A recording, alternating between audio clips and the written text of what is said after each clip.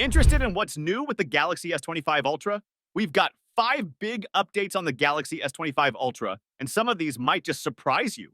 From display improvements to new color options, and even a potential chipset crisis. What's really going on? Let's uncover the details. Starting with the display. Insider Ice Universe claims the Galaxy S25 Ultra will feature improved brightness, color accuracy, and better viewing angles. Now, you might think Samsung is using the latest M14 display panel like the competition, iPhone 16 Pro Max, and Pixel 9 Pro XL, but nope, Samsung is sticking with last year's M13 panel. Why? Well, budget balancing.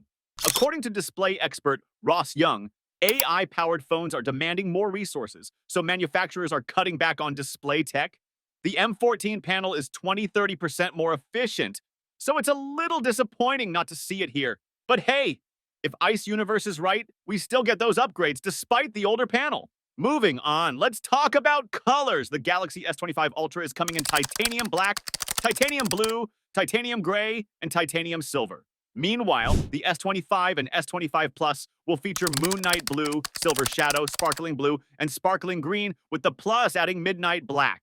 Remember, these are just the standard options. There are still online exclusive colors to be revealed. Next up, let's talk performance. Qualcomm just launched the Snapdragon 8 Elite chipset, and the numbers are impressive. In the speedometer browser test, the S25 Ultra doubled the S24 Ultra's score and even beat the iPhone 16 Pro Max. This means faster and smoother web browsing, which is always a win. And great news!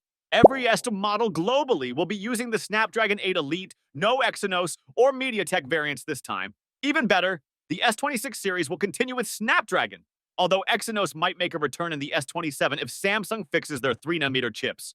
But let's not celebrate too soon. There's some drama between Qualcomm and ARM that could potentially leave the S25 Ultra without the Snapdragon 8 Elite chipset.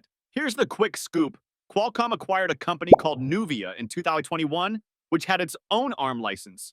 ARM claims Nuvia's designs aren't covered under Qualcomm's existing agreement, leading to a standoff.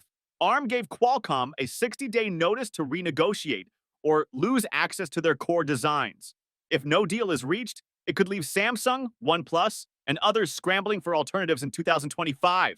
But honestly, I think it's unlikely. Qualcomm needs ARM more than ARM needs Qualcomm. Both sides know this, so my guess is that they'll settle behind closed doors. Still, if things do get ugly, it could shake up the entire tech industry. So there you have it. 5 major updates about the Galaxy S25 Ultra. What do you think about the display choices and the potential Qualcomm ARM fallout?